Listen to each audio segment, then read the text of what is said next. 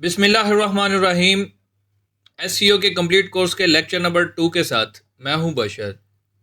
अस्सलामु अलैकुम दोस्तों, पिछले लेक्चर में हमने पढ़ा था कि एसईओ क्या है और क्यों इम्पोर्टेंट है। हमने इस पर बात की थी और आज के लेक्चर में हम एसईओ की ऑफिशियल गूगल गाइड के थ्रू समझेंगे कि एसईओ काम कैसे करता है। तो चलते हैं अपने लेक्चर की जानिब।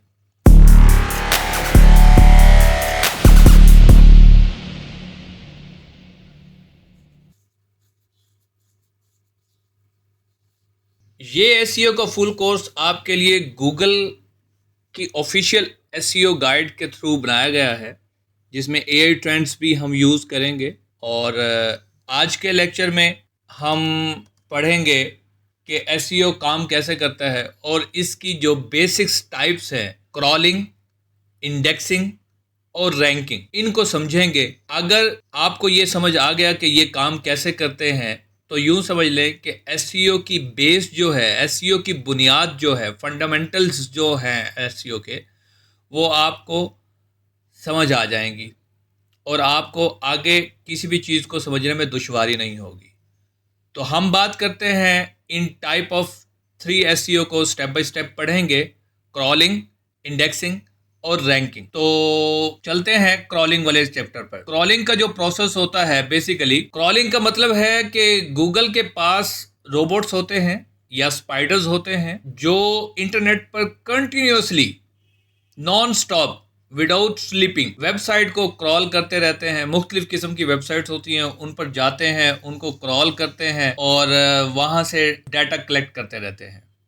ये रोबोट्स वेबसाइट के लिंक फॉलो करते हैं और चेक करते हैं कि उस पेज पर क्या कंटेंट है। डेफिनेटली एक आम इंसान तो इजीली रीड कर सकता है ना। गूगल को समझने के लिए रोबोट्स और क्रॉलर की मदद पड़ती है, जो कि वहां का कंटेंट जाके अंडरस्टैंड करते हैं और वो समझते हैं कि ये कंटेंट किस टॉपिक के बारे में है। अगर आपकी वेबसाइट के पेजेस प्रॉपरली लिंक्ड नहीं है या रोबोट .txt फाइल ने क्रॉलर ब्लॉक किया हुआ है, तो गूगल आपकी साइट को इजीली क्रॉल नहीं कर सकता। समझ रहे हैं ये बात? तो कोशिश कीजिए कि आपकी जो वेबसाइट है उसके अंदर ये रोबोट्स .txt फाइल होती है, जो कि रूट के अंदर ही होती है, उसके अंदर क्रॉलर ब्लॉक ना हो। जब आपके क्रॉलर ब्लॉक नहीं होंगे तो जितने भी रोबोट्स और स्पाइडर्स होंगे गूगल के सर्च इंजन के, एनी सर्च इंजन के, वो आपकी वेबसाइट पर आएंगे, आपकी वेबसाइट का कंटेंट रीड करेंगे और क्वालिटी कंटेंट होगा तो डेफिनेटली वो उसको नेक्स्ट प्रोसेस में ले जाएगा सर्च इंजन। अब यहाँ पर मैंने ये एक फ़ोटो भी लगा रखी है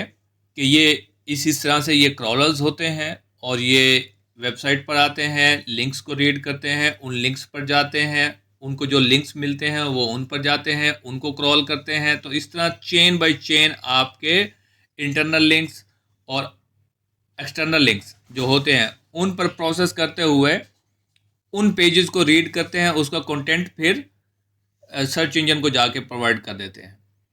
अब इसकी एक एग्जांपल एक और देता हूं कि आप अपने क्रॉलर पर वेबसाइट को कैसे ओपन रख सकते हैं।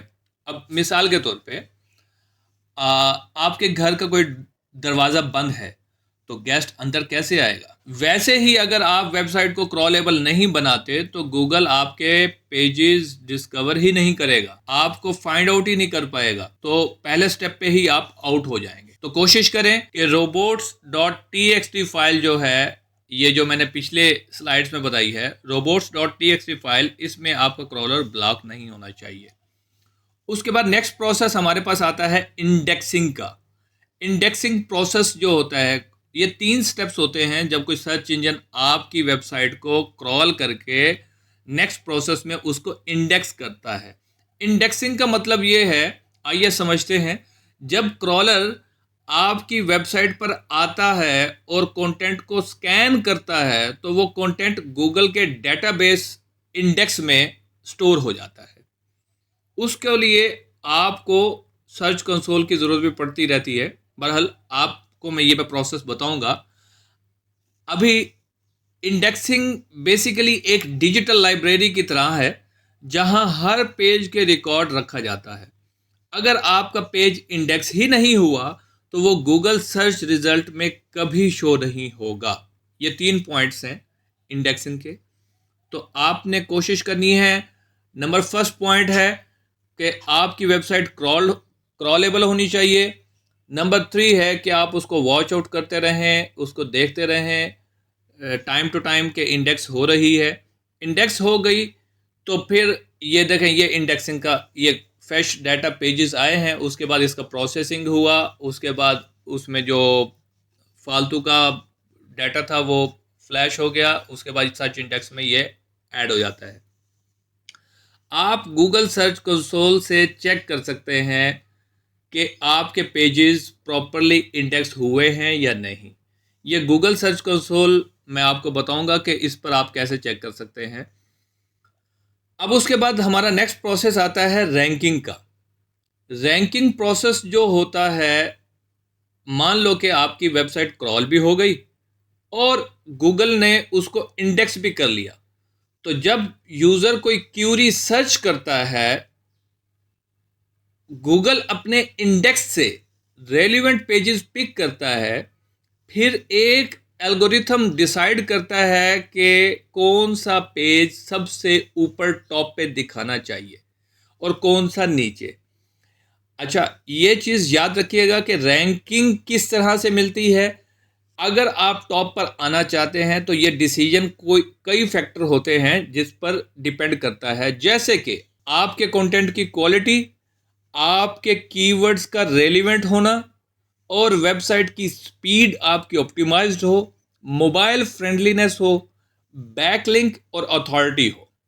जब ये सारे फैक्टर्स आप अपने पेजेस पर, अपनी वेबसाइट पर लगाएंगे, याद रहे कि पूरी वेबसाइट कभी भी एक दफ़ा में एसईओ नहीं होती। उसके जो अंदर पेजेस होते हैं, जो लिंक्स होते हैं, वो उनके कंटेंट्स को गूगल इंडेक्स करता रहता है। डेफिनेटली पूरी बुक उठा के डेटाबेस में थोड़ी डालेगा। तो आपके पास अगर एक बुक है और उसमें अप्रॉक्सीमेट 100 पेजेस हैं, तो वो पेजेस जो होते हैं, उस पेजेस के हिसाब से आपका कंटेंट, उसकी पेजेस की क्वालिटी, पेजेस के कीवर्ड, वेबसाइट्स की स्पीड, मोबाइल फ्रेंडलीनेस, बैकलिंक और अथॉरिटी, ये चेक करेंगे। उसके बाद आपको रैंकिंग मिलना शुरू हो जाएगी। ये देखिए, ये रैंकिंग का प्रोसेस है। इसमें एक एग्जांपल भी मैंने दी हुई है। अगर 2 बेकरीज की वेबसाइट है और दोनों बेस्ट केक शॉप टारगेट कर रही हैं, तो गूगल उन दोनों में से उस वेबसाइट को टॉप पर दिखाएगा जो फास्ट, ज़्यादा ट्रस्टेड और यूज़र फ्रेंडली होगी। एक कीवर्ड है बट 2 वेबसाइट्स हैं, मगर उन 2 वेबसाइट्स जो कि एक ही कीवर्ड यूज़ कर रही हैं, बेस्ट केक शॉप्स यूज़ कर रही हैं, तो टारगेट उनको करेगा, जो टॉप पर उनको ले आएगा, जो अपनी रैंकिंग और क्वालिटी कंटेंट और यूज़र फ्रेंडली और फास्ट वेबसाइट के द्वारा उसको टॉप पर लेकर आएगा। तो यहाँ पर ये चीज़ समझना बहुत ज़रूरी है कि क्रॉलिंग और इंडेक्सिंग होना काफ़ी नहीं है। आपका कंटेंट, आपकी डिस्क्रिप्शंस, मेटा टैग्स, आपके पेज की स्पीड और आपके पेज का मोबाइल फ्रेंडलीनेस होना, ये बहुत ज़्यादा इम्पोर्टेंट है। तो तब जाके गूगल उसको फास्ट टॉप पर लेकर आएगा। डेफिनेटली जो सबसे पहले ओपन होने वाला पेज होगा तो गूगल टॉप पर उसी को ही रखेगा ना। तो ये फैक्टर्स हैं, इनको आपने ज़हनशीन कर लेना है, याद कर लेना है, और ये आपकी बेसिक्स है। तो अभी हम बेसिक्स पर हैं, इसको फिर हम एडवांस प्रैक्टिकल मोड पर लेकर जाएंगे, जहाँ पे आपको सारी चीज़ें ये समझाएंगे। अब आते हैं कंक्लूजन की जानिब और नेक्स्ट लेक्चर का टीचर भी देख लेते हैं। तो उम्मीद करता हूँ आप समझ गए होंगे कि सर्च इंजन 3 स्टेप्स में काम करता है: क्रॉलिंग, इंडेक्सिंग और रैंकिंग। अगर आपकी साइट क्रॉलेबल है, इंडेक्स हो रही है और रैंकिंग फैक्टर फॉलो करती है, तो आपकी वेबसाइट इजीली टॉप पर आ सकती है। तो यहाँ तक इतना ही।